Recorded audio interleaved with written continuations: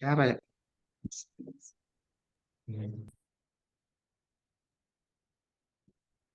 Oke, halo Sob. Ya, sob. Ya, Halo Sob. sob. Ya, sob. Oke, selamat malam Mas Paspa, Ikamat, dan Bapak Laksono dan Ibu Anggi, serta sobat-sobat Jaki. Jadi untuk sesi seminar kali ini akan di-present oleh Mas Paspa dan dimoderated oleh Mas Fadli. Silakan untuk waktu dan tempat Mas Fadli dan Mas Paspa. Selamat Oke, malam. boleh. Oke, boleh izin ambil alih. Oke, baik. Halo, Kak Paspa. Gimana nih kabarnya, Kak? Selamat malam. Kabar baik, Mas Hairul Fadli. Iya, Bagaimana Kak. kabarnya, Mas? Salam Alhamdulillah kenal ya. baik. Iya, Kak. Mantap, Siap. mantap. Salam kenal balik juga. Ini Wah, manggilnya eh, apa? YOI ya? Apa YOI manggilnya? yoi aja, Kak. YOI ya, oke. Teman Kak, YOI, selamat malam semuanya. Salam kenal, saya Paspa dari Ikamat. baik, Kak. Eh, Kesibukannya Kak Paspa ini sekarang apa sih, Kak? Kesibukannya? Kayak misalkan masih kuliah, Kak? Atau sudah selesai? Atau udah kerja gitu? Oke, saya sekarang bekerja di Yayasan Ikamat, sebuah organisasi nirlaba yang bergerak di bidang mangrove yang memiliki moto yaitu mangrove untuk masyarakat atau mangrove for people. Dan saya bekerja eh, daily ya, Senin sampai Jumat, kemudian mengerjakan proyek-proyek yang ada hubungannya dengan mangrove seperti itu. Jadi ya tiap hari masih eh, day by day masih ketemu dengan mangrove gitu sih, Mas Herul, kurang lebihnya. Kesibukannya itu. Wah, Masya Allah. Ternyata kesibukannya padat juga ya dan dan saya masih agak grogi, masih agak canggung soalnya yang saya moderator ini pembicara hebat kayaknya ini. Eh, Waduh, Baik, Kak, saya ulang kembali teman-teman. Assalamualaikum warahmatullahi wabarakatuh. Selamat malam semua. Perkenalkan nama saya waalaikumsalam. Herul Fadli. Saya di sini selaku moderator yang akan memandu acara kita pada malam hari ini. Untuk sebelum memulai kegiatan, marilah kita berdoa menurut agama dan kepercayaan kita masing-masing. Berdoa dimulai. Baik, berdoa tidak pernah selesai. Eh, izin Kak, izin membacakan sekait pengalaman Kakak. Eh, Nama Paspa Gaisidra. Pengalaman, pernah ikamat 3 tahun 1 bulan. Pernah menjadi manajer hubungan masyarakat dari awal Februari 2022 sampai sekarang 2 tahun 5 bulan. Public Relation Restoring Coastal Landscape for Adaptation Integrate Mitigation Reclaim Juni dari bulan Juni 2021 sampai Februari 2022. Di sini juga trainer Center for for Coastal Rehabilitasi and Mitigasi Studi dalam kurung Korem di Ponegoro University dari Oktober 2022 sampai Oktober 2022 juga. Berarti selama 1 bulan ya, Kak? Betul, Mas. Betul. Oke, lanjut. Kakak ini alumni dari Diponegoro University dengan Bachelor of Science eh, dari 2017-2022, alumni SMA 4 Semarang, Ilmu Pengetahuan Alam dan Biologi. Wah, pantas jurusan IPA dong. Selanjutnya ada alumni dari SMP 21 Semarang, Ilmu Pengetahuan Alam dan Biologi 2010-2013. Keahlian penulisan, manajemen proyek, dan sumber daya manusia. 3 gelar kehormatan. Yang pertama runner up, yaitu di Busan International Choir Festival Busan South Korea Oktober 2019. Wih, ternyata kakak ini apa paduan suara juga ternyata dulu. Terus Betul. ada one place semifinal kategori spiritual and gospel di Concorso Internasional di Kanto Korel Segisi Gorizia Italia September 2018 dan pemegang gold medal 2ND plus mixed kategori. Wow. Ternyata prestasinya juga sangat sangat sangat luar biasa ternyata. Baik, tanpa menunggu lama lagi, marilah kita sambut, marilah kita membuka diskusi pada malam hari ini yang akan dibawakan oleh narasumber atau pemateri yang hebat, yang kece pokoknya pada malam hari ini, yaitu Kak Paspa Gaisidra. Kepada beliau, waktu dan layar saya persilahkan. Terima kasih. Terima kasih Mas Hairul Fadli, luar biasa juga ini moderatornya nih. Eh, Keren juga ya. Selamat malam, salam sejahtera untuk kita semua. Ada pepatah tak kenal maka tak sayang, maka saya kenalan lagi ya. Saya Paspa, teman-teman semua, teman-teman Yoi, Yoi. Eh, saya sekarang di Ikamat selaku Mas dan Lapangan. Jadi kemarin diminta ya Mas Erlangga untuk menyampaikan ya beberapa materi terkait mangrove preservation.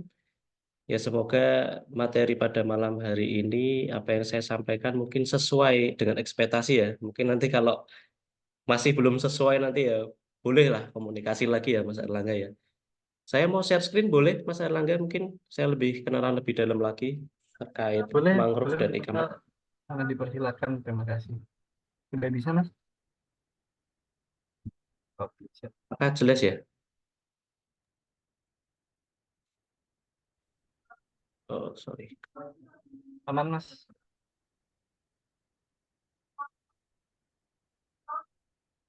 Sebentar.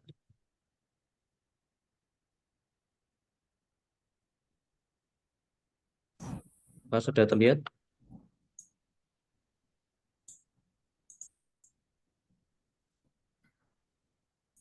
Apakah sudah terlihat, Mas?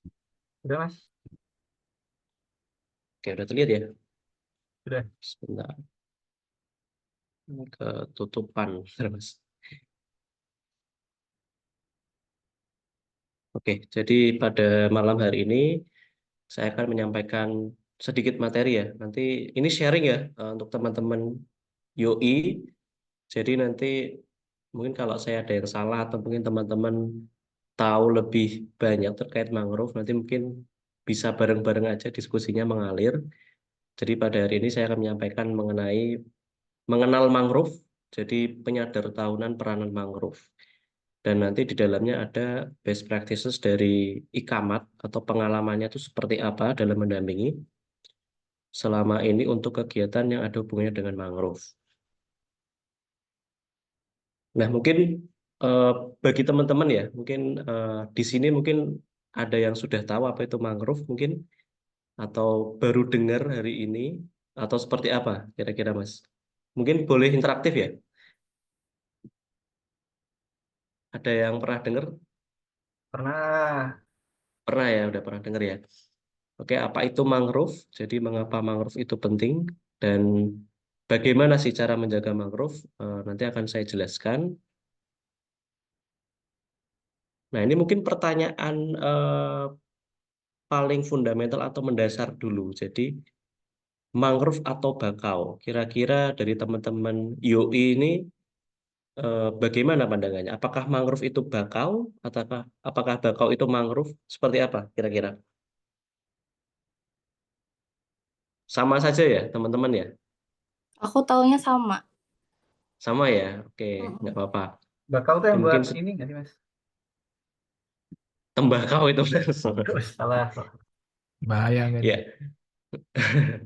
jadi gini teman-teman, mangrove itu adalah sebuah ekosistem. Jadi sebuah ekosistem yang ada di daerah intertidal atau daerah pasang surut air laut.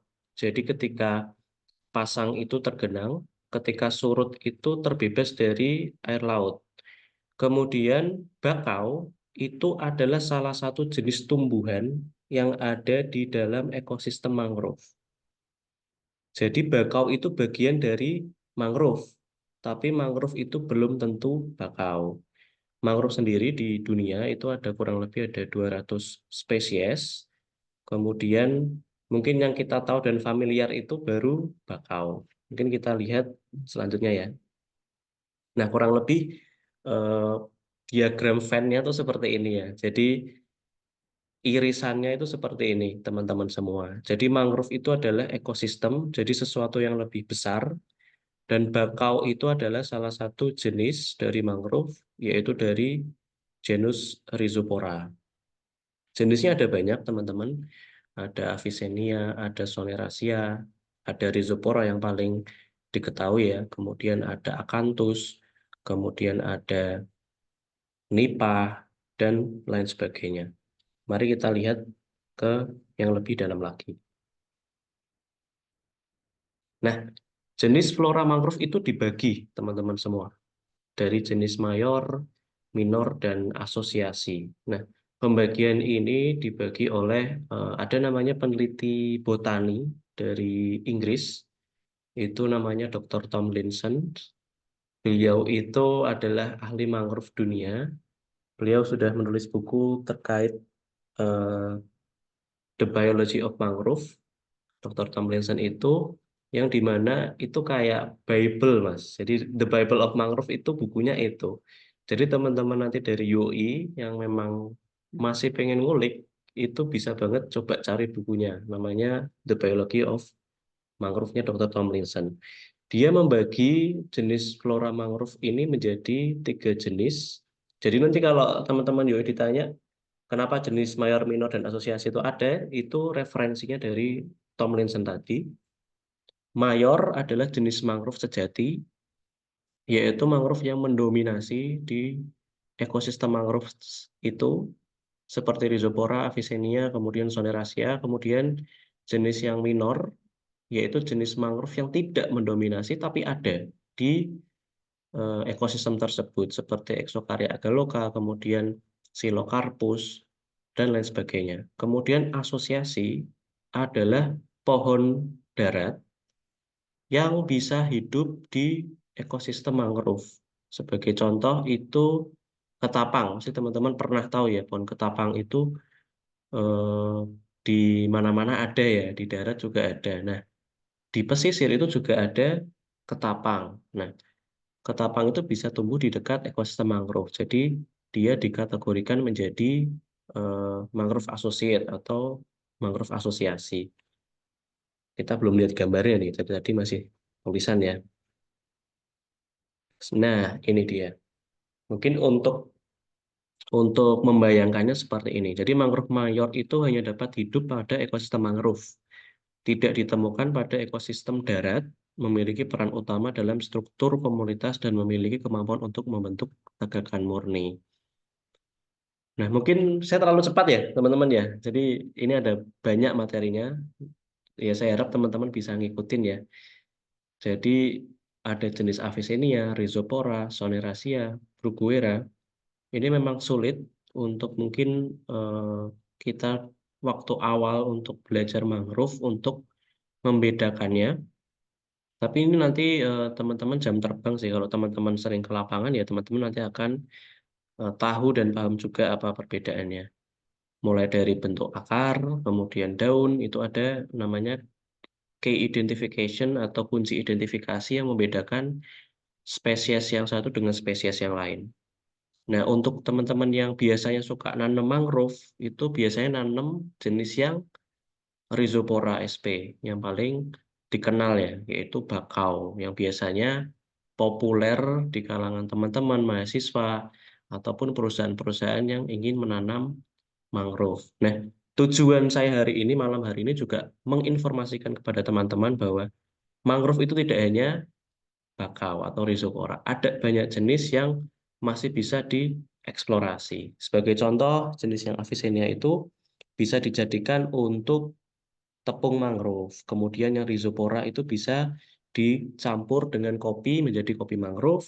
Kemudian yang jenis Soleraceae ini bisa dibuat jenis sirup. Contohnya itu di Surabaya, itu ada kelompok di Wonorejo, itu Pak Sony namanya. Beliau itu mengolah sonerasi yang tumbuh di Surabaya Timur itu menjadi produk UMKM yaitu sirup mangrove. Kemudian di sebelah kanan, ini jenis Bruguera.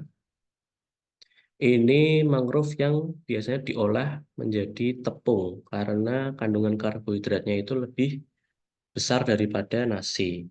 Nah, mangrove-mangrove ini itu tidak semuanya ditemukan di pesisir. Jadi eh, nantinya teman-teman kalau ke pesisir coba diamati kira-kira mangrove jenis apa yang eksis atau ada di lokasi-lokasi tersebut.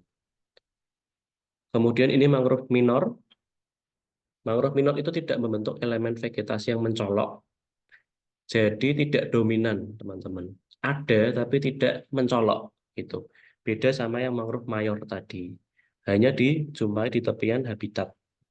Contohnya Pempis acidula, Giseras corniculatum, Exocaria agaloka.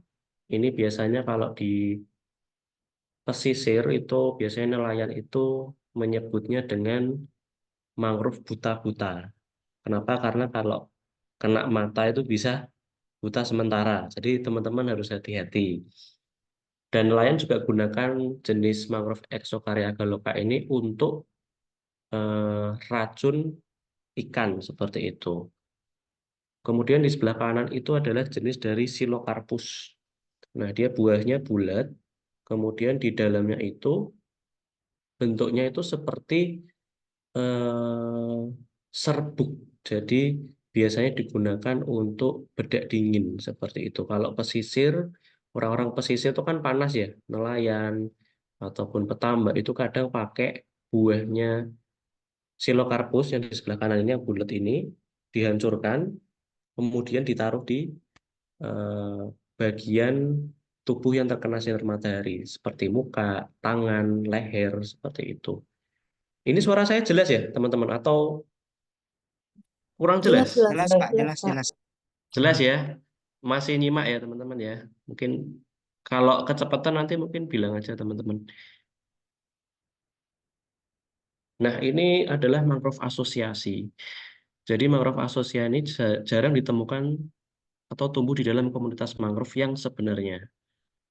Tapi ada gitu. Contohnya Barringtonia asiatica, kemudian Terminalia catapa atau ketapang, Ipomea prescapre, atau kalau tropis gigantea.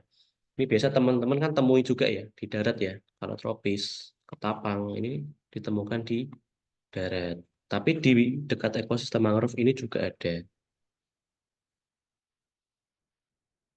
Nah, mengapa mangrove penting? Ini pertanyaannya, teman-teman.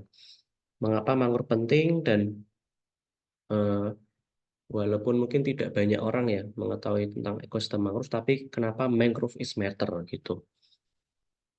Next. Nah, jadi mangrove itu memiliki banyak fungsi ekosistem ya. Fungsi yang paling mudah dilihat itu fungsi fisik, teman-teman. Kemudian yang sulit dilihat fungsi ekologi, fungsi ekonomi, dan fungsi sosial budaya. Nah, fungsi fisik ini mungkin yang paling populer yang teman-teman mungkin sudah ketahui ya dan mungkin pernah belajar ya. Apa fungsi mangrove untuk menahan abrasi, untuk menahan gelombang, untuk meredam gelombang tsunami. Itu adalah fungsi fisik, sesuatu yang terlihat. Nah, fungsi fisik ini sangat penting sekali teman-teman untuk pesisir kita ini terus tidak terjadi abrasi. Mungkin teman-teman bisa pahami fenomena di paling dekat ya, di Pantura, Jawa Tengah itu saat ini ya. Itu banyak sekali pesisir Pantura, Jawa Tengah itu yang mengalami abrasi, mulai dari Jakarta sampai Surabaya. Pun di kota Semarang ya, teman-teman kan di Semarang juga ya, atau di seluruh Indonesia ya, dari Yo ini ya. Itu di Semarang Tersebar, Mas. itu tersebar ya, Seluruh Mas, di Indonesia, Mas. Ya. seluruh Indonesia, luar biasa. Di Semarang itu pantainya sudah terkena abrasi, itu sudah mundur sekitar 1,8 kilometer. Kemudian di Demak itu sudah mundur sekitar 5,2 kilometer garis pantainya. Ini sangat sangat apa ya? Menjadi concern untuk mempertahankan garis pantai itu tadi. Kemudian yang kedua adalah ekologi. Nah, perlu diketahui teman-teman bahwa secara ekologi mangrove itu adalah tempat untuk memijah ikan atau tempat untuk bertelur ikan. Selain itu, sebagai tempat untuk membesarkan atau nursery ground, di mana nelayan-nelayan di laut ini sebenarnya bergantung kepada mangrove agar nelayan ini bisa dapat ikan di laut.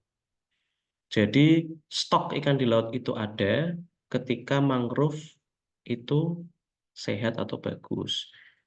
Jadi tidak hanya mangrove sebenarnya teman-teman, ekosistem di laut itu ada 3 ekosistem penting yang perlu diperhatikan, yaitu yang pertama ada terumbu karang, kemudian yang kedua ada padang lamun, nah yang ketiga adalah mangrove.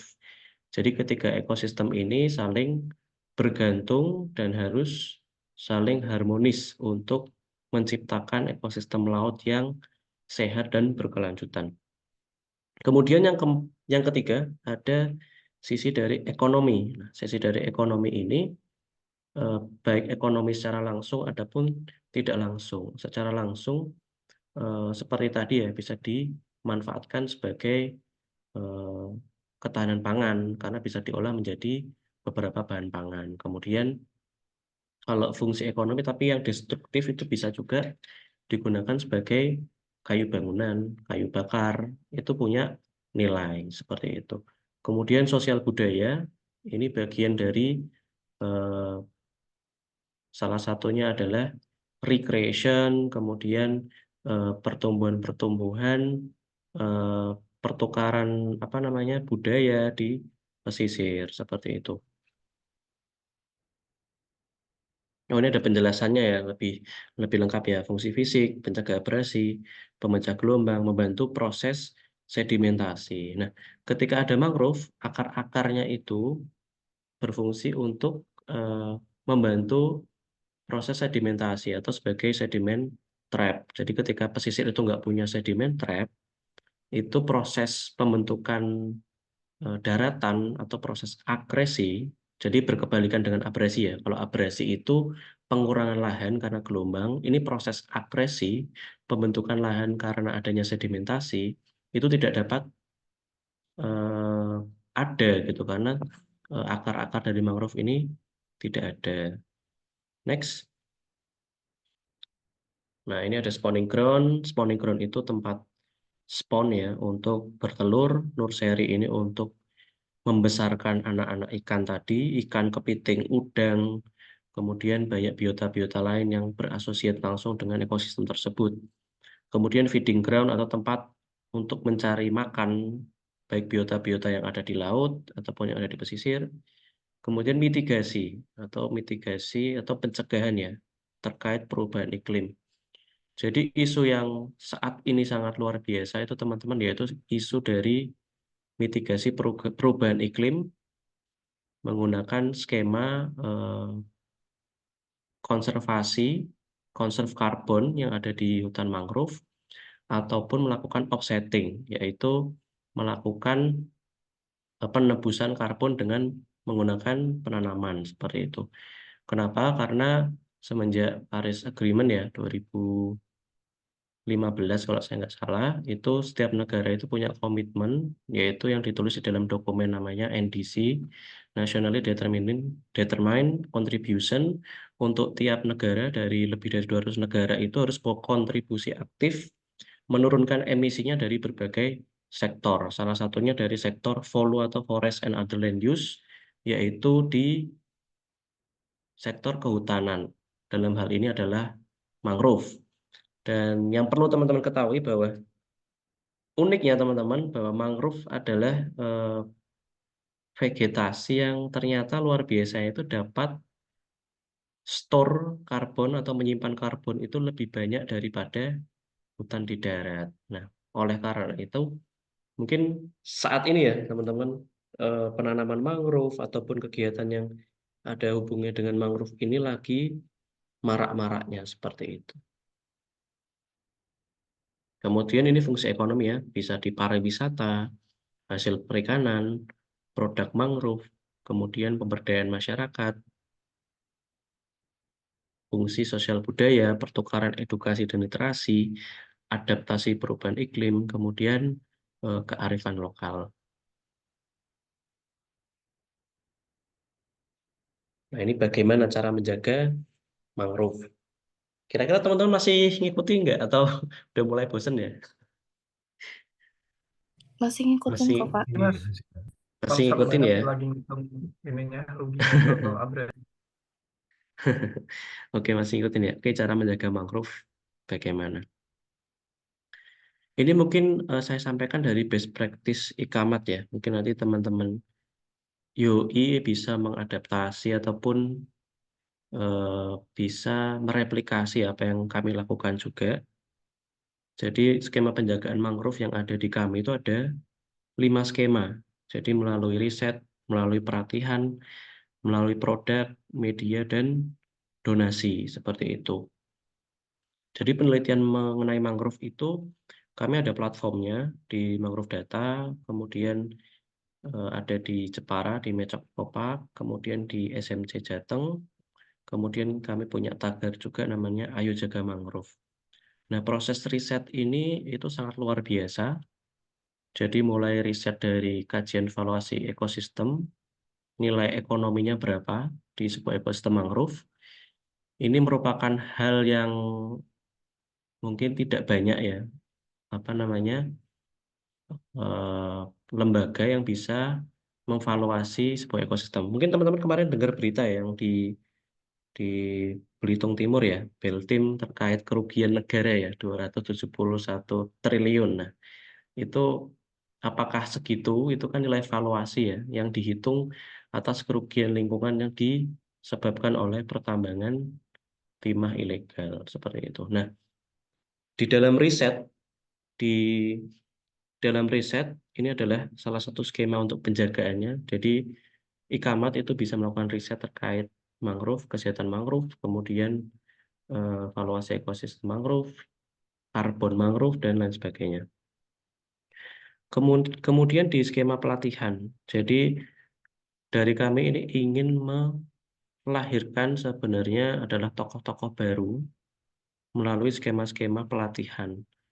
Jadi perlu diketahui, kami berafiliasi juga dengan Kesemat, di mana Kesemat itu memiliki kelompok binaan mangrove di Semarang Mangrove Center di Jawa Tengah, dan kelompok-kelompok itu sudah di-training untuk melakukan pengolahan produk mangrove, di mana saat ini masyarakat itu bisa memberikan pelatihan juga kepada kelompok yang lain. Nah, ini sangat luar biasa. Kenapa? Karena masyarakat pesisir yang dulunya itu tidak aware dengan adanya mangrove gitu. Seperti kenapa kok kita menanam mangrove sih Mas gitu? Apa manfaatnya gitu? Setelah mereka tahu bagaimana cara mengolah dan ternyata dengan menjaga mangrove itu mereka dapat benefit, ada beneficiary-nya, itu saat ini mereka jadi sukarela atau swadaya untuk menjaga ekosistem tersebut. Kemudian di produk, skema penjagaan yang ada di kami itu melalui produk. Ini adalah salah satu strategi kampanye sebenarnya, campaign. Jadi kami ingin menyebarkan lebih luas lagi kepada masyarakat secara umum, mangrove itu apa dan mengapa kita perlu menjaga mangrove itu melalui berbagai skema. Baik dari dongeng, cerita anak kecil, itu di Matkesem, kemudian di Kemangi kami menjual produk-produk olahan dari kelompok mangrove itu di website, kemudian di Shopee, kemudian kami ada skema untuk sertifikasi mangrove, kemudian yang paling terakhir itu mangrove tech.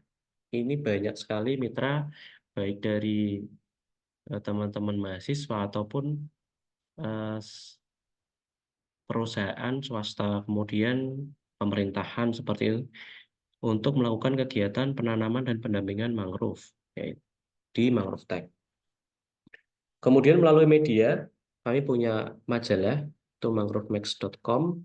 Kemudian kami punya Milde Series, yaitu adalah eh, seperti sinetron gitu ya di YouTube. Jadi teman-teman bisa nonton juga.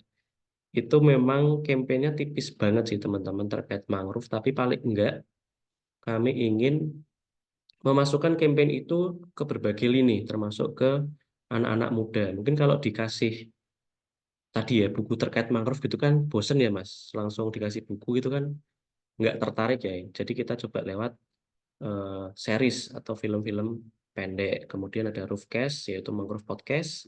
Ada jaringan voluntari atau volunteer, itu Kemangtir, yang mewadahi anak teman-teman dari SMP, SMA, ataupun yang sudah kerja yang ingin kegiatan di mangrove, itu di Kemangtir.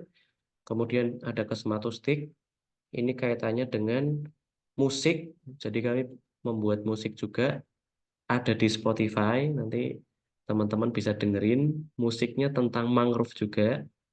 Ada mangrove hidup kita, hijau lebam, kumis di hari Kamis, kemudian terakhir pandemi.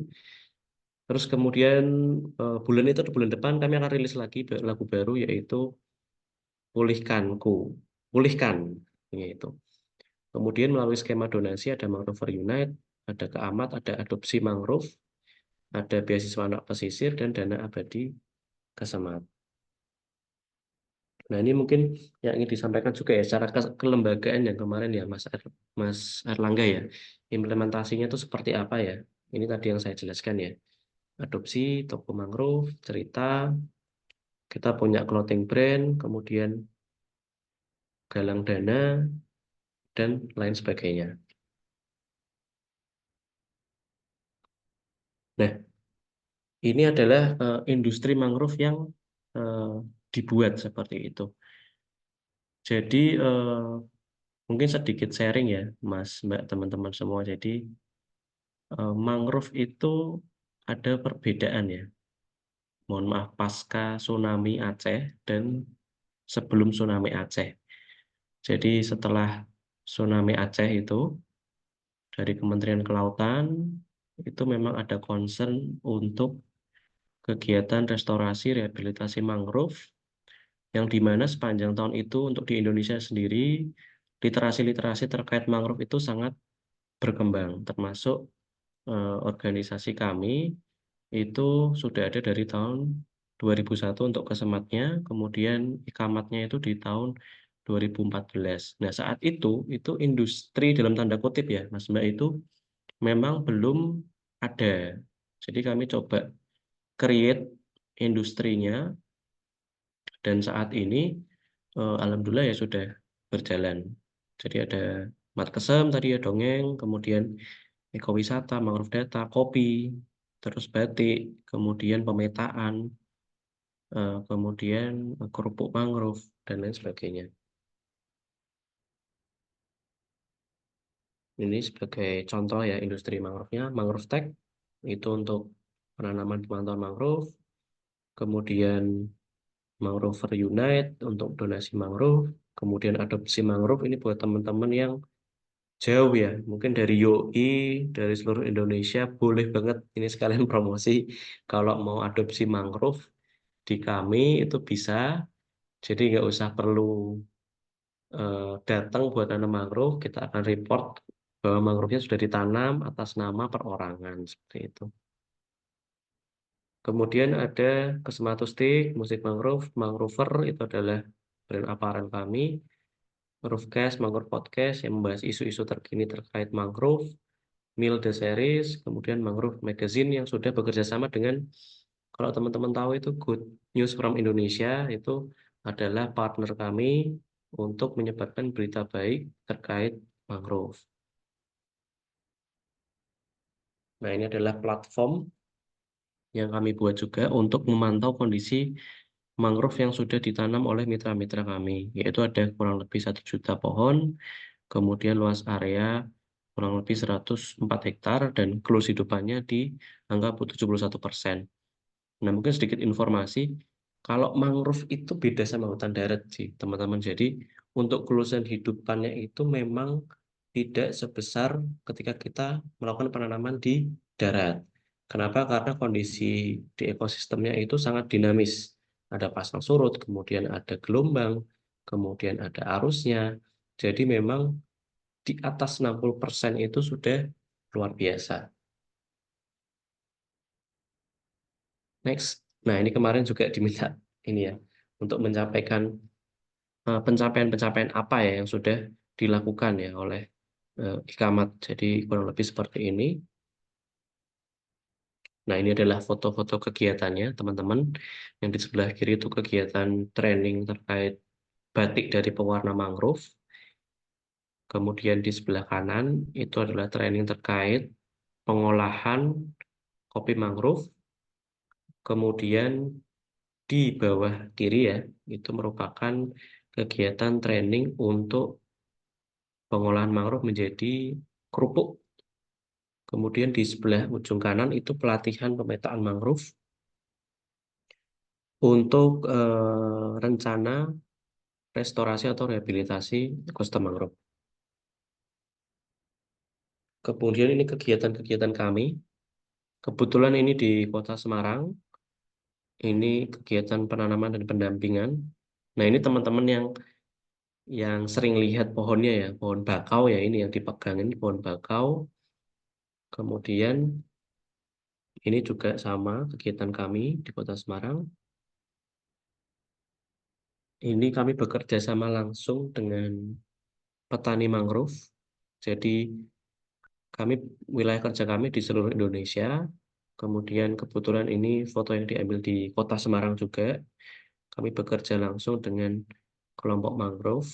Jadi dengan adanya kegiatan-kegiatan penanaman mangrove juga ini membantu secara langsung ya perekonomian masyarakat yang ada di pesisir juga.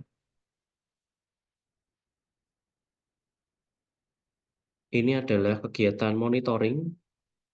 Jadi setelah proses penanaman itu biasanya kami akan monitor untuk kehidupan atau namanya survival rates, kemudian laju pertumbuhan atau growth rate.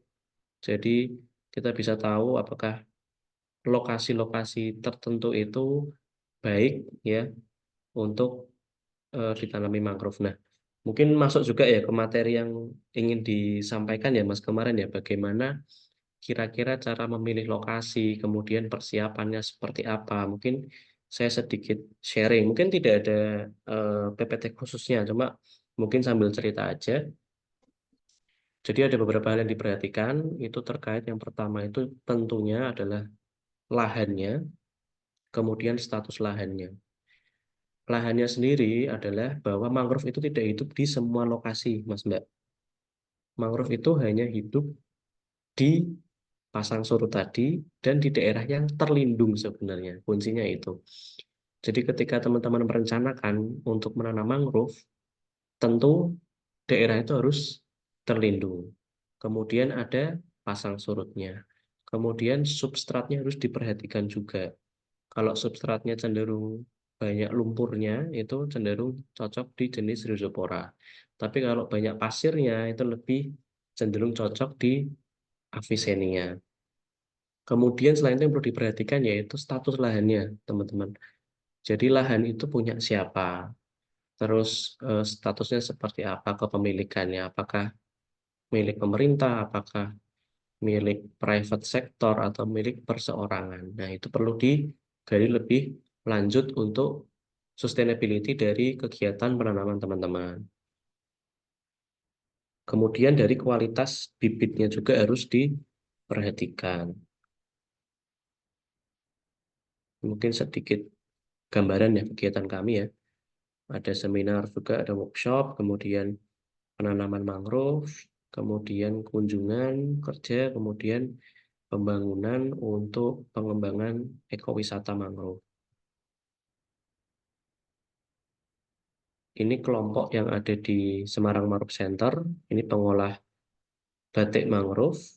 Mungkin kalau nanti teman-teman UI tertarik ya, nanti bisa mungkin berkunjung juga, nanti didampingi teman-teman dari Kesemat. Ini ada kelompok kopi mangrove. Nah, ini adalah afiliasi kami yaitu Kesemat, Ikamat, Kemangtir, Kemangi, dan Keamat. Ayo jaga mangrove. Terima kasih. Salam mangrove. Mungkin nanti banyak diskusinya aja ya, Mas. Ini mungkin saya menyampaikan secara umum dulu. Nanti takutnya kalau terlalu panjang teman-teman nanti malah ngantuk gitu ya. Mungkin saya kembalikan ke moderator. Mas, silakan. Wah, baik.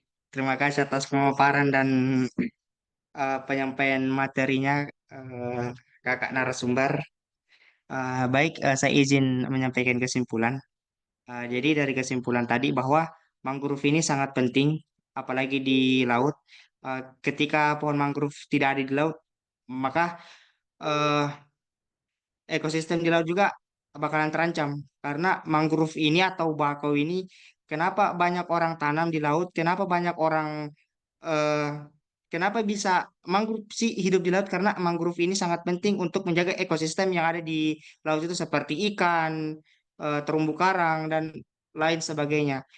Baik Kak, eh, kita masuk ke sesi selanjutnya, yaitu sesi yang mungkin paling ditunggu-tunggu oleh teman-teman semua, sesi yang paling dinanti-nantikan oleh teman-teman semua. Baik, izin di sini saya membuka pertanyaan, 3 pertanyaan. Jikalau waktu cukup, akan saya tambah ke pertanyaan selanjutnya. Baik, kepada teman-teman yang ingin mengajukan pertanyaan, boleh raise hand dan boleh menulis di kolom komentar atau kolom chat Zoom. Eh, Kepada teman-teman yang ingin bertanya, waktu dan tempat saya persilakan, atau waktu dan layar saya persilakan. Terima kasih.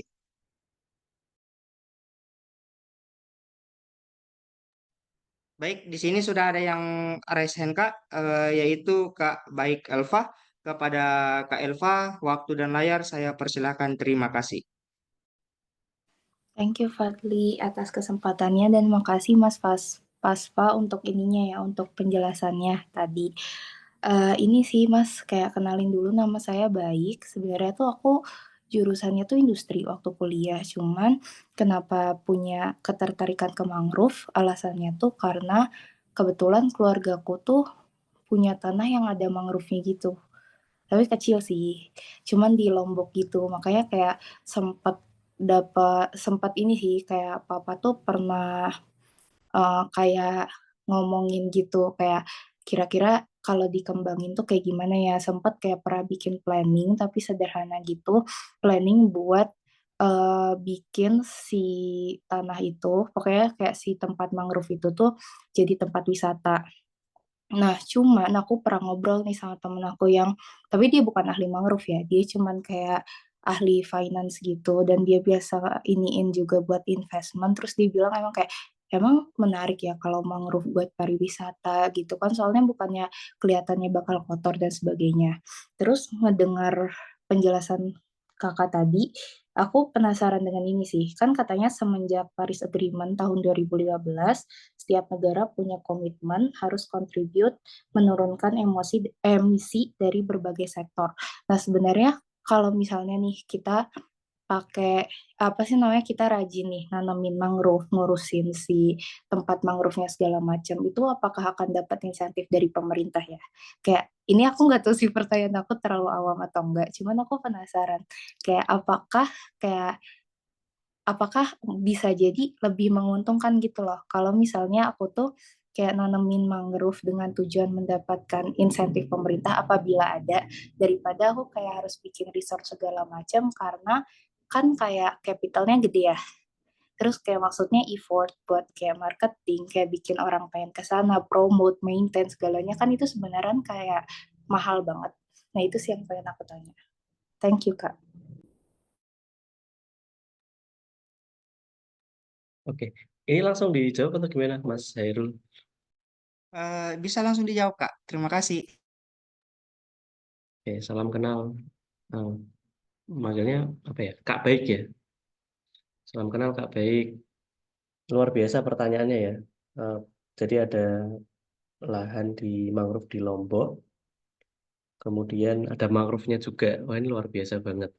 Kemudian tadi tertarik tertarik dengan skema, eh, apakah ada insentif ya ketika kita menjaga hutan mangrove. Tentunya dengan penjagaan atau conserve aja itu kan perlu cost juga ya, seperti itu ya kurang lebih ya. Nah, Ya jadi benar-benar. betul. Jadi untuk saat ini ya yang saya ketahui ya, untuk saat ini memang sedang lagi proses dikembangkan juga. Untuk beberapa sudah ongoing ya. Jadi yaitu pasar pasar karbon, yaitu Hmm. ada skema namanya carbon trading. Nah, di skema ini ada dua sebenarnya. Skema yang VCS atau Voluntary Carbon Market ya. Jadi dia secara voluntari itu mengajukan lahannya sebagai upaya untuk menurunkan emisi, itu nanti akan dapat insentif dan lain sebagainya. Kemudian Hmm. ada namanya RBP atau Result Based Payment yang saya ketahui. Sebagai contoh itu di Kalimantan Timur. Kalau di Kalimantan Timur itu pendekatannya pendekatan yuridis, jadi satu provinsi, jadi memang digerakkan oleh eh, pemerintah provinsi pemerintah provinsinya. Jadi lokasi-lokasi ini yang punya potensi simpanan karbon ini dikumpulkan dan mereka yang pemilik lahan, misalkan termasuk Kak Baik ini akan eh, diminta untuk menjaga lahan itu dalam waktu tertentu. Contoh mungkin di 5 tahun ataupun di 10 tahun waktunya, tanpa boleh ada alih fungsi lahan. Nah, nanti skemanya itu dari World Bank itu ada result based payment, itu akan memberikan insentif kepada provinsi nanti lewat Bappenas, kemudian nanti masuk ke BPDLH, nanti baru eh, dana itu akan didistribusikan seperti itu kurang lebih. Nah, untuk di Indonesia sendiri sebenarnya untuk konsep yang carbon trading khususnya di mangrove itu sampai hari ini itu belum saya temui juga sih Mbak. Kenapa?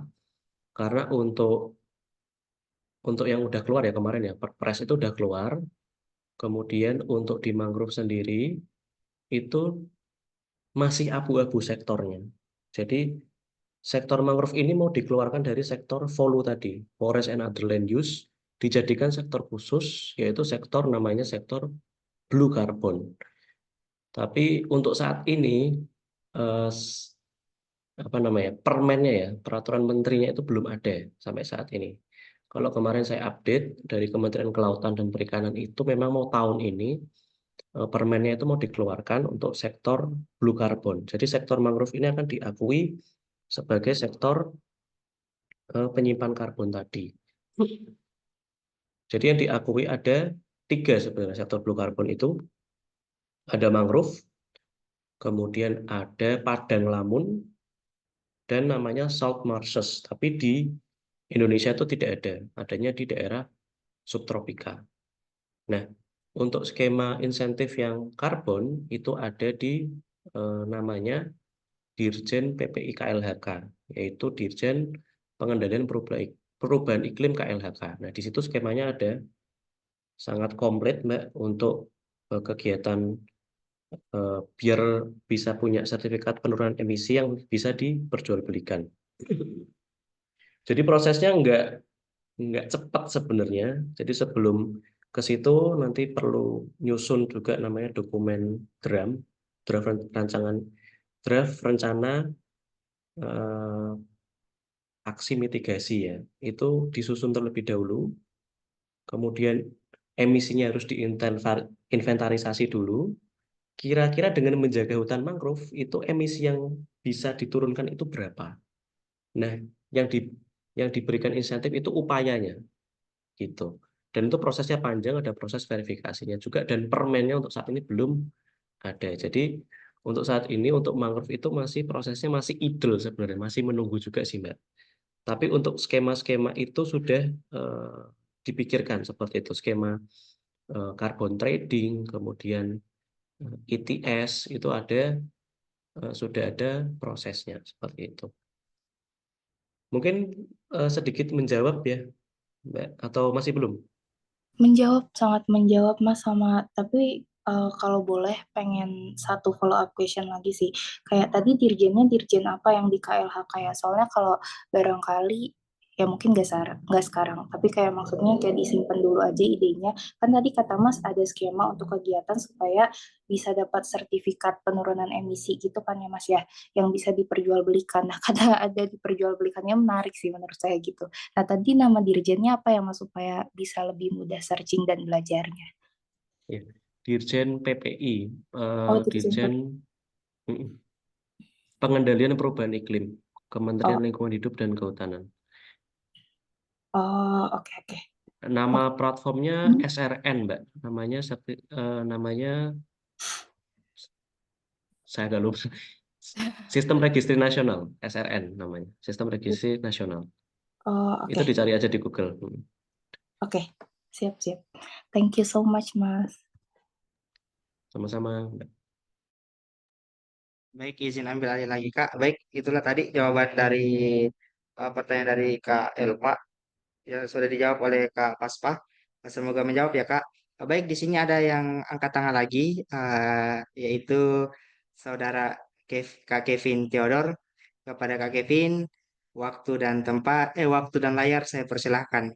Terima kasih. Oke, makasih banyak Fadli. Terima kasih juga Kak Paspa udah kasih insight. BTW, saya ini temennya Ernita, jadi kemarin tuh beberapa waktu kita taunya Kak Paspa dan Nikama tuh dari Ernita, salah satu UI member juga, cuma saat ini sedang berhalangan hadir. Nah, kebetulan saya ada beberapa pertanyaan, Mas, karena jujur aja saya tentang mangrove ini minat tapi belum mengerti sejauh itu tentang mangrove dan tentunya ini menjadi satu gerbang untuk saya mengetahui, membuka knowledge saya. Nah, yang pertama itu yang menarik adalah tadi mangrove bisa jadi bahan pangan kan, atau kalau nggak salah ya, tepung terus sirup atau apa kopi gitu. Nah, itu secara praktikalnya tuh gimana sih, maksudnya kayak apakah mangrove itu diambil buahnya kah atau dipotong apanya, bagian tertentu dari plantnya itu sendiri atau gimana sih Mas? Itu dulu.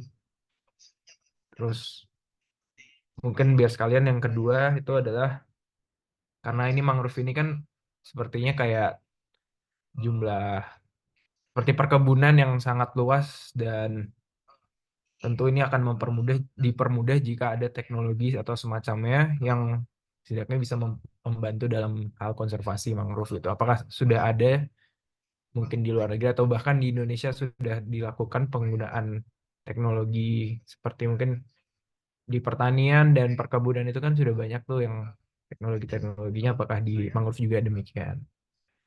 Dan mungkin yang ketiga ini terkait dengan ikamat karena tadi sempat dipasarkan nih, yaitu tentang adopsi mangrove. Nah, itu gimana sih sebenarnya skemanya biar kami ataupun orang-orang lain tuh juga bisa mengambil service dari ikamat itu sendiri. Itu aja, makasih Fadli. Baik Kak, silakan dijawab. Terima kasih. Terima kasih Mas Kevin, salam kenal. Salam juga buat Ernita ya, itu kebetulan teman kuliah saya. Terus mungkin menjawab pertanyaan ya Mas tadi dari seperti apa ya secara teknikalnya ya untuk produk-produk mangrove ini dihasilkan ya. Jadi mungkin saya mulai dari yang tepung dulu ya Mas. Jadi yang tepung ini itu dihasilkan dari dua jenis untuk saat ini. Itu jenis api-api nama lokalnya, nama ilmiahnya itu Avicennia marina. Kemudian jenis yang satunya adalah lindur, nama ilmiahnya itu Bruguiera gymnorrhiza. Nah, yang diambil apanya sih sebenarnya? Jadi yang diambil itu adalah buahnya. Jadi mangrove itu punya buah juga. Kalau yang Avicennia itu buahnya itu kayak buah mangga tapi kecil. Kemudian kalau Bruguiera itu seperti eh, dia agak pensil ya, agak lonjong-lonjong seperti itu, kayak sosis gitu. Itu diambil, kemudian proses secara teknikalnya, setelah diambil itu direndam dulu dengan air dan abu gosok, itu biasanya 3 kali 24 jam. Abu gosoknya itu diganti tiap 1 kali 24 jam. Kenapa? Karena di mangrove itu ada zat namanya tanin, Mas Kevin. Jadi taninnya itu perlu direduksi dulu menggunakan abu gosok. Nah, setelah direndam, buah itu dilakukan pembersihan, bagian-bagian tidak digunakan, kemudian bagian daging buahnya itu di blender. Nah, setelah di blender halus, kemudian eh, hasil blendernya itu dikeringkan dengan cara dijemur seperti itu. Setelah dijemur kering, dia akan di blender ulang. Jadi nanti bentuknya akan menjadi seperti bubuk. Nah, bubuk itu yang jadi tepung itu digabungkan atau menjadi sebuah komplemen tepung terigu sebenarnya yang dicampur lagi nanti akan jadi kerupuk, kemudian akan jadi jajanan stik mangrove, kemudian jadi cendol, kemudian jadi kue lumpur. Itu adalah proses komplementer dari tepung mangrove seperti itu. Kemudian untuk sirup, nah untuk sirup ini dari buah jenisnya Soneraceae cassiolaris. Jadi Soneraceae itu ada 2 jenis, ada 3 jenis sebenarnya. Tapi jenis yang dimanfaatkan sebagai sirup itu jenis yang Soneraceae cassiolaris atau Soneraceae merah. Mungkin semoga teman-teman nggak pusing ya. Jadi jenisnya ada banyak, tapi yang Soneraceae merah ini yang digunakan. Itu diambil buahnya, kemudian diekstrak, ya kayak ekstrak buah lah, diambil sari patinya, kemudian sisa dari sarinya itu bisa dibikin dodol, kemudian cairannya itu hasil perasannya itu bisa dibuat untuk sirup. Rasanya itu agak masam, jadi harus dicampur dengan gula seperti itu. Kemudian untuk kopi, kalau kopi mangrove itu dari jenis yang Rhizopora, itu diambil bonggolnya juga, kemudian dikeringkan, direndam air juga, kemudian disangrai, kemudian dicampur dengan kopi robusta dengan perbandingan 1:1. Jadi nggak pure mangrove aja, tapi masih dicampur dengan kopi seperti itu. Itu pertanyaan yang pertama ya Mas. Terus tadi pertanyaan kedua itu ada nggak teknologi yang dikembangkan di mangrove juga terkait seperti proses perkebunan atau pertanian ya. Sejauh ini yang saya ketahui belum ada. Kenapa? Karena mangrove itu sebenarnya dia nggak monokultur Mas sebenarnya. Dia tuh multikultur. Jadi justru bagusnya itu ketika kita nanam itu nggak satu jenis. Karena variasi dari tadi ya ekosistem, yang namanya ekosistem itu harusnya dia nggak bergantung pada satu jenis vegetasi. Dia harus punya varietasnya itu harus tinggi. Indeks keanekaragamannya itu harus tinggi. Justru itu kenapa mangrove itu bisa menjadi ekosistem penting ketika indeks keanekaragamannya itu tinggi. Jadi setahu saya ya Mas, untuk saat ini eh, kegiatan-kegiatan seperti yang ada di pertanian atau perkebunan itu tidak diterapkan di mangrove. Karena kalau perkebunan jelas dia monokultur, kemudian pertanian juga itu monokultur juga. Jadi pun pengembangan industrinya untuk saat ini memang tidak bisa ke arah eh, industri menengah ataupun besar. Jadi masih kelasnya yaitu UMKM, usaha mikro kecil menengah. Kemudian yang terakhir ya, terkait adopsi mangrove. Ya Mas, jadi sebenarnya simpel banget sih Mas. Kami ada platformnya ya, diadopsi itu nanti tinggal di chat aja, itu ada officialnya, nanti tinggal mengisi data diri, kemudian sudah ada paketnya.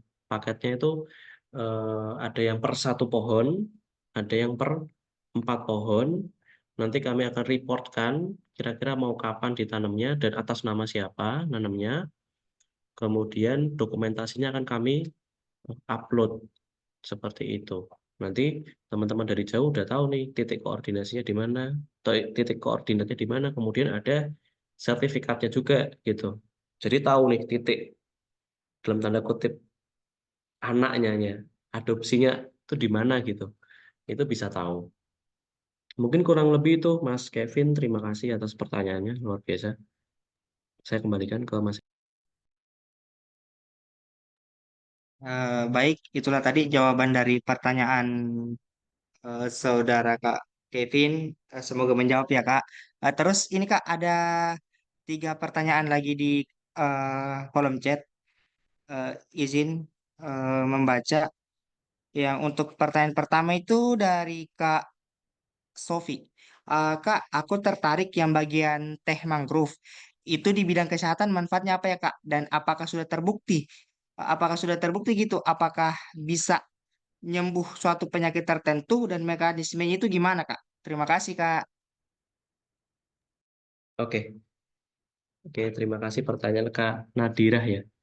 Mungkin nanti mungkin kalau saya salah ya, mungkin dikoreksi aja. Tapi ini yang saya ketahui ya. Jadi untuk teh mangrove itu di beberapa lokasi itu sudah dilakukan penelitian ya oleh perguruan tinggi, baik dari universitas ataupun sekolah tinggi ya, bahwa teh mangrove itu punya kandungan namanya antioksidan.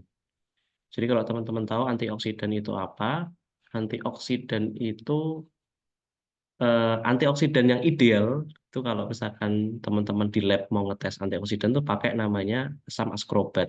Itu sama dengan namanya vitamin C.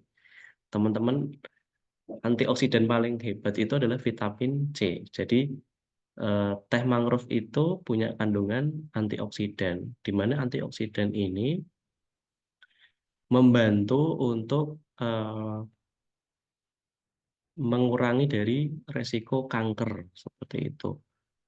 Jadi yang saya ketahui sejauh ini itu sih. Mungkin kalau ada informasi lebih lebih dari itu mungkin akan saya share juga ke teman-teman. Tapi sejauh yang saya tahu itu manfaat dari teh mangrove itu dia punya antioksidan yang tinggi. Jadi khasiatnya hampir sama dengan vitamin C. Jadi bukan ada vitamin C ya, tapi khasiatnya itu hampir sama dengan vitamin C yang membantu untuk menekan resiko dari kanker seperti itu. Mungkin itu. Baik, Terima kasih. ya Kak. Baik, terima kasih Kak atas jawabannya. Itulah tadi pertanyaan dari Kak siapa tadi? Kak Sofi, Kak Nadira Sofi. Semoga menjawab ya Kak. Ini lagi Kak ada dua pertanyaan eh dari Kak Anggi Almira sama Kak Warsono. Jadi dari Kak Anggi itu sendiri izin baca yang intinya aja. Bagaimana cara mangrove bisa menyimpan karbon lebih banyak daripada tumbuhan lain?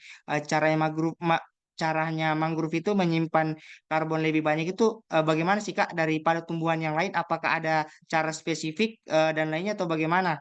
Terus yang kedua itu dari Kak Warsono, kondisi pada saat kondisi abrasi di pantai utara Jawa sendiri seperti yang sudah disampaikan cukup buruk dengan mundurnya garis pantai, apakah ada konsep mitigasi ekosistem mangrove yang dipadukan dengan engineering yang aktif untuk menghambat abrasi dan mengembangkan wilayah dan mengembalikan wilayah yang terkena abrasi. Mungkin itu saya cika. Kalau yang tadi kondisi dari Kak Warsono, kalau dari Kak Almira itu bagaimana cara mangrove bisa menyimpan karbon lebih banyak? Itu sih Kak. Makasih.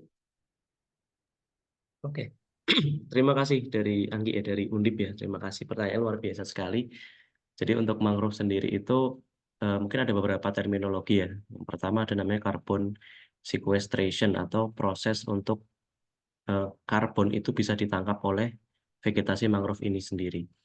Nah, sebenarnya untuk flux atau aliran karbonnya itu adalah sama sebenarnya dengan hutan darat ya. Jadi prosesnya itu ya proses dari respirasi, kemudian eh, dari respirasi tersebut diubah menjadi biomasa, di mana biomasanya itu sama dengan glukos yang ada, yang kita ketahui lah seperti daun, batang. Jadi CO2 yang ditangkap itu kemudian dilakukan metabolisme, itu jadi pertumbuhan pohon. Nah, karbonnya disimpan di mana? Ya, disimpan di rantingnya, di daunnya, di akarnya, di batangnya sebagai bentuk biomasa tadi. Nah, yang membedakan kenapa kok di mangrove itu bisa lebih banyak, itu sebenarnya tidak hanya di biomasanya, tapi di soil atau tanahnya. Jadi kalau teman-teman baca penelitian terkini ya, itu kenapa mangrove itu bisa nyimpan karbon lebih banyak, justru disimpannya itu di tanahnya, di soilnya. Nah, kenapa? Karena ada proses pasang surut ini, teman-teman. Jadi, kalau di hutan darat itu, tumbuhan darat saat proses panas ya, dia akan menggugurkan daunnya, daunnya jatuh, mikroorganisme ini akan menguraikan daun itu ya. Jadi ada proses kimia di situ dari yang organik daun menjadi anorganik, kemudian dilepas lagi ke udara. Nah, kalau di mangrove ini unik teman-teman. Ketika daun itu jatuh, dia ini tergenang air, terkena pasang surut.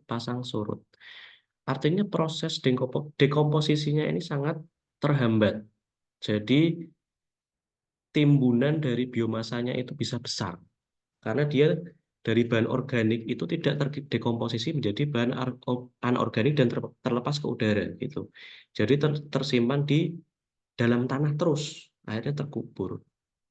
Nah, uniknya teman-teman, kalau teman-teman baca penelitian juga bahwa genangan air dengan simpanan karbon itu berkolerasi positif. Jadi ketika curah hujan tinggi, kemudian genangan atau water inundation-nya tinggi, itu karbon store-nya itu lebih tinggi.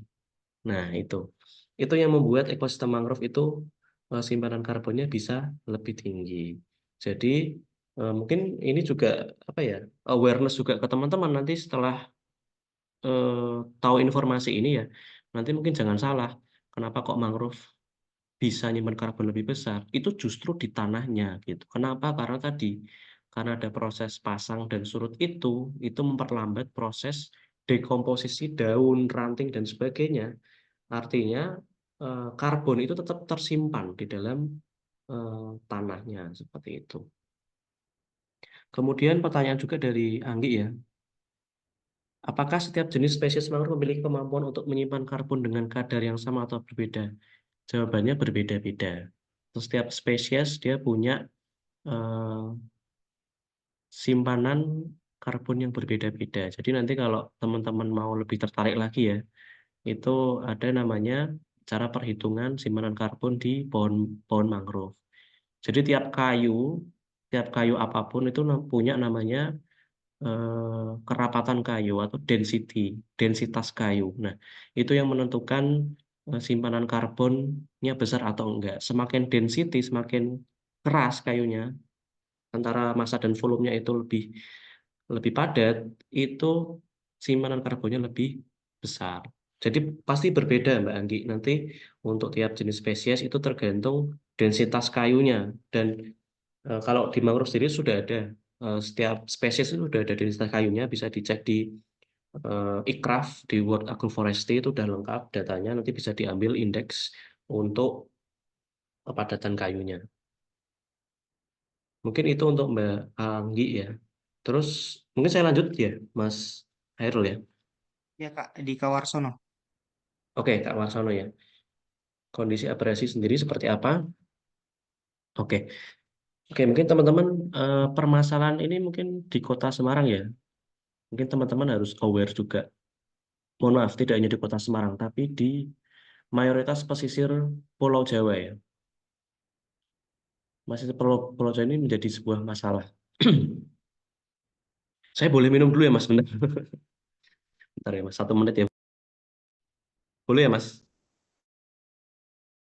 Iya Mas, Iya monggo. Kak, silakan Ini Kak. saya ini banget. Nanti semua soalnya ya Mas ya. Ini makasih banyak. Ya nanti Sob Fadli nanti mungkin bisa di manage aja nanti mungkin kalau contohnya pertanyaan saya kebanyakan nanti bisa diringkas aja atau diprioritasin yang lain dulu. Oke, Kak Angga, izin nanti saya buka lagi satu pertanyaan. Nanti saya izin ke Aku potong sebentar. Oke, silahkan Kak. kondisi abrasi ya di pantai utara Jawa.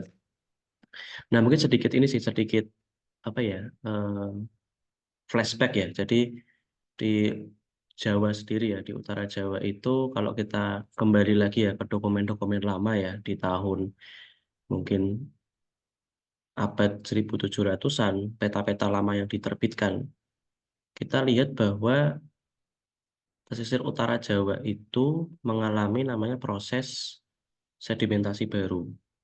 Jadi kota-kota yang saat ini ada seperti Semarang, Jakarta, Pekalongan, itu adalah kota-kota yang berdiri di atas namanya tanah aluvial atau tanah muda. Di mana tanah muda ini, itu seiring berjalannya waktu, dengan adanya beban ataupun tidak ada beban di atasnya, itu mengalami kompaksi atau penurunan eh, perapatan ya. Jadi tanah itu semakin merapat tiap tahunnya. Yang jadi masalah adalah saat ini Kota Semarang, Demak, kemudian Pekalongan, Jakarta itu mengalami namanya fenomena land subsidence atau penurunan muka tanah. Penurunan muka tanah ini secara alami sudah ada karena lahan yang ditempati di kota-kota tersebut adalah lahan aluvial tadi ya, tanah muda.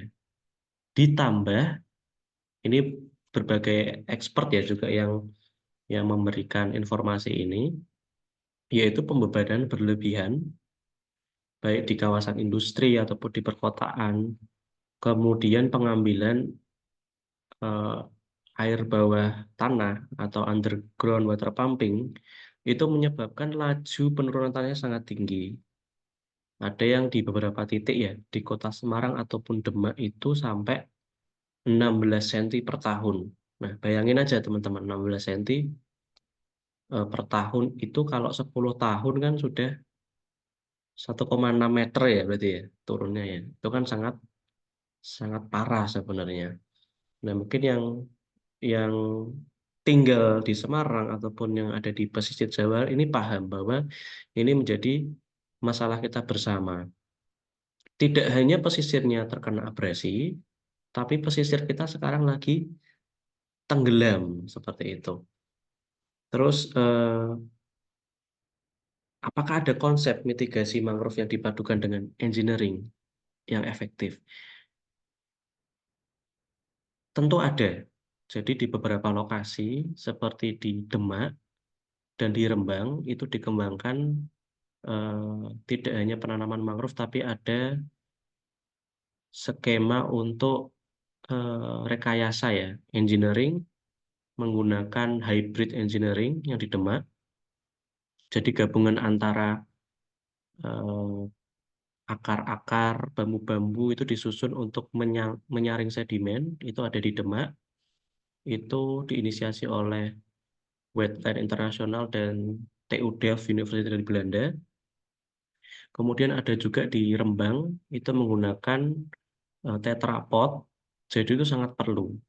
Tadi saya sampaikan di awal ya, karena subsidensi lahan, kemudian kenaikan muka laut, itu sangat perlu intervensi engineering. Kenapa kalau misalkan kita bergantung satu-satunya dengan penanaman saja, itu sangat sulit sekali gitu. Karena kondisi tanahnya sudah turun. Dan mangrove itu kalau tergenang juga mati gitu. Jadi bagaimana kita menanam mangrove di lahan yang nantinya tenggelam juga gitu.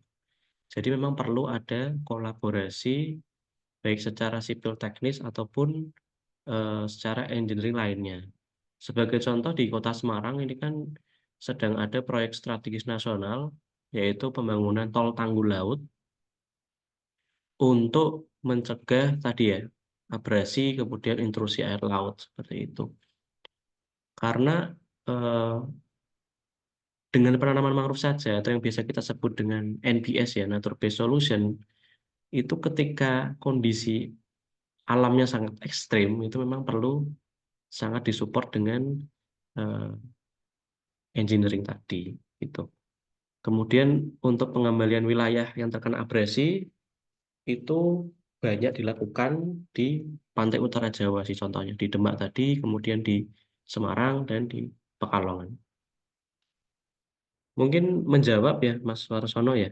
Jadi namanya hybrid engineering sama ada tetrapod kalau di Rembang untuk membantu proses sedimentasi. Setelah proses sedimentasinya siap, lahannya sudah ada, baru dilakukan penanaman mangrove.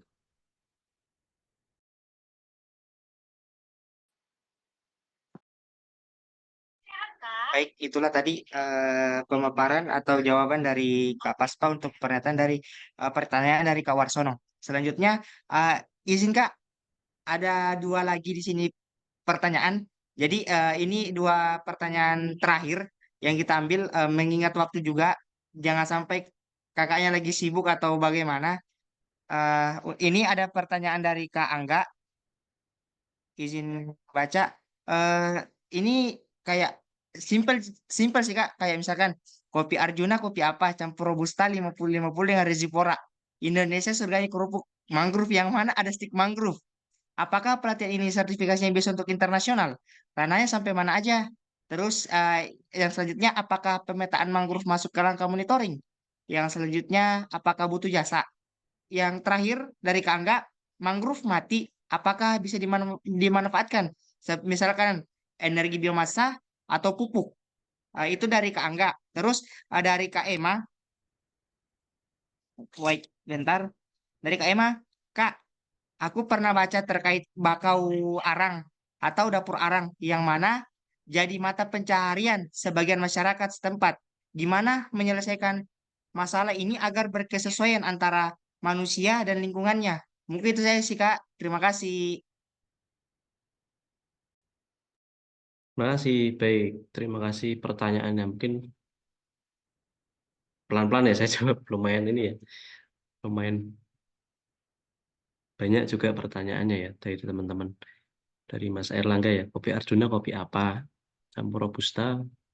Ya Mas, jadi kalau kopi Arjuna itu kopi bener 1:1, 50% itu dari Robusta, 50%-nya dengan Rhizopora. Itu bener Mas. Terus khasiatnya apa misalkan ditanyakan ya. Ini bisa percaya bisa enggak sih Mas. Jadi kalau di pesisir itu masyarakat justru kopi mangrove itu lahirnya itu bukan dari kami Mas. Jadi kopi mangrove itu ada lebih dahulu, kemudian kami coba untuk dalam bahasanya upscale-kan biar bisa dijual gitu. Tapi sebenarnya kearifan lokal tadi yang saya sebut ya, sosial budaya kearifan lokal ini ternyata sudah ada lama gitu. Masyarakat ini memanfaatkan kopi mangrove ini bisa percaya bisa enggak ya untuk stamina katanya. Kalau orang pesisir tuh bilang namanya kopi malam Jumat Mas gitu. Jadi ini nelayan-nelayan itu biasanya nyari kopi mangrove seperti itu. Kemudian Indonesia surganya kerupuk, mangrove yang mana? Kalau untuk kerupuk tadi ya, mangrove-nya yang jenis Avicennia dan Bruguiera. Kemudian apakah pelatihan ini sertifikasinya bisa untuk internasional? Untuk saat ini ya Mas, pelatihannya masih belum. Jadi kami masih coba untuk pelatihan ini bisa masuk ke nasional lah, minimal itu di BNSP, Badan Nasional Sertifikasi Profesi. Tapi untuk saat ini masih belum. Dan kedepannya kalau ada kesempatan ya akan kami kembangkan juga untuk sertifikasi ini ya bisa jadi tingkatnya tarafnya nggak hanya nasional tapi internasional juga. Mungkin sebagai contoh juga untuk blue carbon ya Mas. Jadi beberapa waktu lalu saya ikut training juga blue carbon itu di Bogor di IPB. Itu ternyata untuk training karbon se-Asia itu yang baru ngadain itu IPB. Jadi hal-hal terkait blue carbon, mangrove itu ternyata Indonesia itu selangkah lebih maju sih Mas untuk bidang-bidang seperti ini, seperti itu. Ya harapannya nanti kegiatan sertifikasi ataupun pelatihan ini bisa eh, dipergunakan secara nasional atau internasional. Kayak mungkin kayak ini ya, kayak sertifikasi scuba gitu ya, bisa digunakan dimanapun dia punya lembaga internasionalnya gitu. Tapi untuk saat ini belum sih Mas. Kemudian apakah pemetaan mangrove masuk ke langkah monitoring? Apakah butuh jasa? Nah, sebenarnya untuk untuk pemetaan ini ada berbagai manfaat ya. Memang manfaat utama peta ya biasanya itu yang untuk monitoring itu biasanya peta apa namanya time series ya, perubahan dari land use itu digunakan untuk kegiatan monitoring. Kalau teman-teman tertarik, teman-teman bisa buka di ini open source sih di Google Earth Engine namanya. Terus nanti teman-teman coba cari di eh, saya agak lupa namanya ya, Forest Watch atau apalah. Itu adalah platform peta seluruh dunia yang teman-teman bisa gali informasi terkait land use, kemudian hal-hal yang lain, pertambangan itu bisa banget buat dilihat di peta itu. Itu yang free. Nah, kalau yang butuh jasa itu biasanya adalah eh, pemetaan yang dibuat dan dianalisis secara citra per citra. Itu memang perlu processing kan Mas, dan itu perlu biaya karena eh, Ini sedikit informasi ya, satu peta ya, satu citra itu dia kan ada berbagai resolusi ya, mungkin resolusi yang rendah, medium, sama yang tinggi. Misalkan kita ambil contoh resolusi tinggi aja yang satelitnya namanya Kuiperbert. Itu per satu kotak, itu kurang lebih satu kabupaten lah. Itu harganya 14 juta, masih mentah, belum dianalisis. Jadi bisa bayangin aja kalau misalkan teman-teman ada project buat nganalisis peta satu Jawa Tengah gitu, perlu beli misalkan 5 mentahnya aja berarti 5 kali 14 juta, itu udah lebih dari 50 juta gitu, belum dianalisis. Jadi memang perlu biaya gitu. Selain biaya untuk beli petanya ya jasa untuk menganalisisnya, karena eh, perlu expert di bidang-bidang itu. Kemudian yang kelima, mangrove mati apakah bisa dimanfaatkan energi biomasa pupuk? Nah, untuk saat ini yang kami lakukan Mas, untuk mangrove yang mati ya, itu kami ekstrak baik batang, akar, itu untuk pewarna batik. Jadi ternyata justru mangrove yang mati ini bisa ngeluarin ekstrak warna yang bagus. Itu warna coklatnya ya. Terus mungkin untuk energi atau biomasa atau pupuk, setahu saya selama dia bahan organik ya, selama kita bisa ngolahnya, pasti bisa dijadikan pupuk ataupun untuk energi biomasa yang lain. Karena kan dia ada glukosnya ya. Kalau glukosnya bisa difermentasi ya bisa jadi etanol, nanti bisa jadi energi dan sebagainya. Tapi untuk saat ini, sepengetahuan saya belum eh, terlalu banyak membaca terkait yang di energi biomasa ataupun yang di pupuk. Tapi untuk dimanfaatkan sebagai pewarna itu sudah ada. Salah satunya di Kota Semarang dan eh, di Kepulauan eh, Pulau Mata ya, di Natuna itu ada. Mungkin langsung saya mungkin menjawab ya tadi ya Mas Keren Airlangga banget ya. Mas Rafa, makasih banyak, kita jadi tahu kayak hal-hal yang terobosan banget Mas, kayak bahkan pewarna batik, terus kayak udah produk yang apa, Indonesia surganya bertongkat batu dari tanaman Mas. Udah hilirisasinya udah mantap banget. Thank you banget Mas. Sama-sama Mas Airlangga. Baik, itu tadi jawaban untuk pertanyaan Kak Erlangga. Apakah pertanyaan dari Kak Ema sudah dijawab Kak Paspah? Oh ya, belum. Saya lanjutkan ya. Terkait bakau arang atau dapur arang yang mana jadi mata pencarian sebagian masyarakat setempat. Gimana menyelesaikan masalah ini? Ya, betul. Jadi memang eh, mangrove ini dimanfaatkan juga ternyata secara direct ya, secara langsung itu untuk kayu bakar. Nah, sebenarnya nilai valuasinya tidak terlalu besar sih, teman-teman. Data terbaru ya, nanti mungkin koreksi kalau saya salah, itu per ikatnya itu di mungkin harga 14.000 lah untuk kayu yang akan dimanfaatkan sebagai arang. Sebenarnya nilainya ini tidak terlalu besar, tapi mengapa kok masyarakat ini mengambil? Karena memang ada desakan kebutuhan ekonomi yang perlu dipenuhi ya. Mungkin sedikit pengalaman sih dari saya. Saya pernah di Nusa Tenggara Timur waktu itu, saya pernah menemui hutan mangrove, tapi mangrove-nya tuh kerdil. Mangrove-nya itu kecil, cuma sekitar 1 meteran. Padahal usianya udah tua. Kenapa? Ternyata masyarakat di sekitar situ menggunakan mangrove untuk pakan ternak. Ini jenis Soneracea alba. Jadi diambilin buat makan kambing, buat makan sapi itu dari mangrove. Dan mangrove-nya itu jadi kerdil-kerdil. Nah, hal-hal semacam ini itu bisa terjadi ketika memang tidak ada awareness atau penyadartahuan tadi ya terkait fungsi mangrove itu apa dan tidak ada alternatif untuk menyelesaikan masalah itu. Jadi sedikit cerita, di beberapa wilayah di Pantura dulu mangrove itu dianggap sebagai kalau orang Jawa itu bilangnya sarang genderuwo, Mas. Ya sarang hantu lah.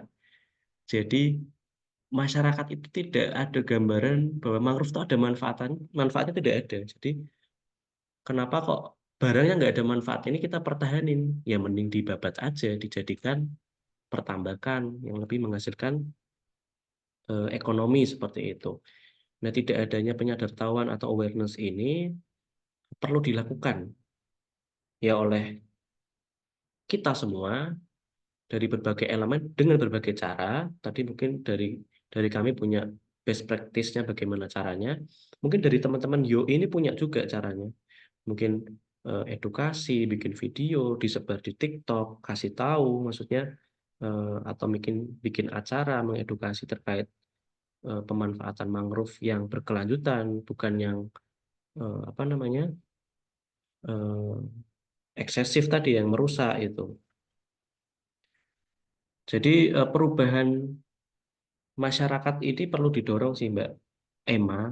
Jadi apakah di wilayah tersebut sudah sadar dan tahu terkait pentingnya ekosistem mangrove? Yang kedua, apakah ada alternatif lain yang lebih tidak merusak gitu? Menurut saya seperti itu sih Mbak. Jadi ketika masyarakat tahu bahwa mangrove itu penting dan eh, ketika mereka masih menangkap ikan di laut, ya jangan dirusak. Itu perlu dikasih edukasi supaya eh, hal-hal seperti pemanfaatan yang bersifat merusak itu bisa dikurangin seperti itu. Mungkin itu jawaban saya Mbak Emma.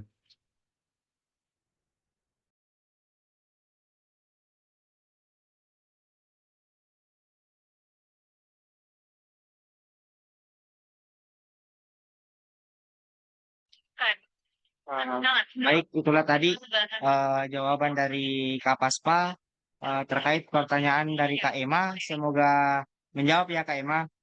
Untuk selanjutnya kita masuk ke acara selanjutnya yaitu closing statement dari pemateri atau narasumber. Untuk penyampaian closing statementnya, waktu dan layar saya persilakan. Terima kasih. Dan untuk closing statementnya teman-teman, silahkan dicatat. Baru nanti jangan lupa upload di media Instagram Yoi buat dalam bentuk SG atau Snapgram. Lalu tag akun Yoi Universe dan jangan lupa tag akun dari pemateri yaitu Kak Paspa, Guys Nidra, Guys Hidra.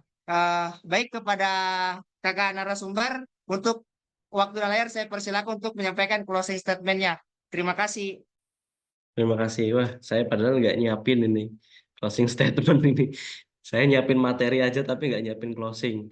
Oke, tapi nggak apa-apa. Terima kasih buat teman-teman Yoi semua. Mungkin closing statement saya eh, sebagai generasi muda, generasi penerus bangsa, dan sebagai apa ya generasi emas Indonesia, jangan lupa bahwa kita punya mangrove yang nggak banyak ini, kurang lebih 3,1 juta hektar, yang merupakan nomor satu di dunia, itu tiap tahun degradasinya sampai 1,5%. Jadi untuk teman-teman semua, mari kita jaga mangrove kita yang nggak banyak, tapi sangat bernilai ini ke depannya, supaya anak cucu kita bisa melihat mangrove dan mendapatkan manfaat dari mangrove. Salam mangrover. Salam Salam. mangrove. Baik, terima kasih atas penyampaian closing statement-nya Kak Paspa. Untuk teman-teman semua diharap on cam agar untuk sesi selanjutnya untuk pengambilan dokumentasi kepada teman-teman dimohon segera on cam.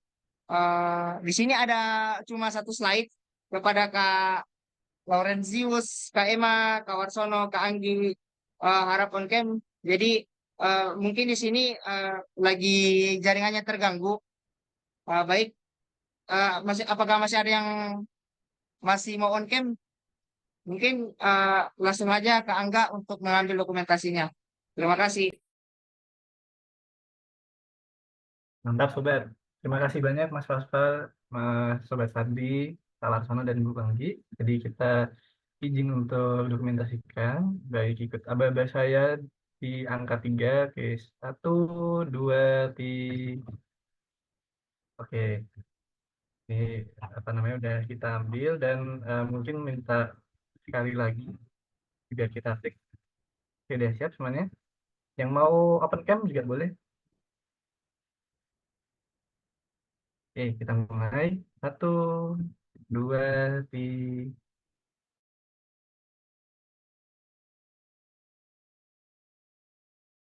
Mas Paspa, Mas Fadli, dan Sobat Bat salam kenal. Oke, silakan Sobat Fadli.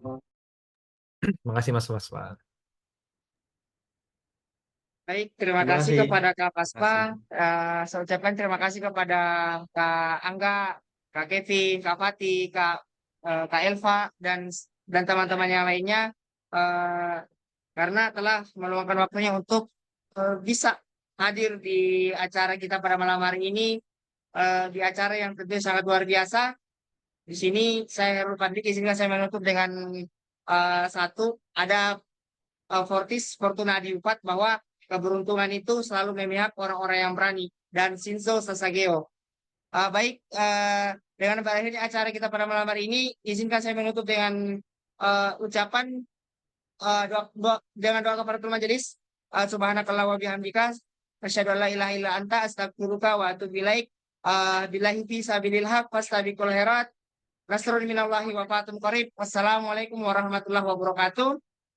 Dan kepada teman-teman yang agar eh, bisa live dari room Zoom ini karena acara sudah selesai. Terima kasih teman-teman sudah hadir.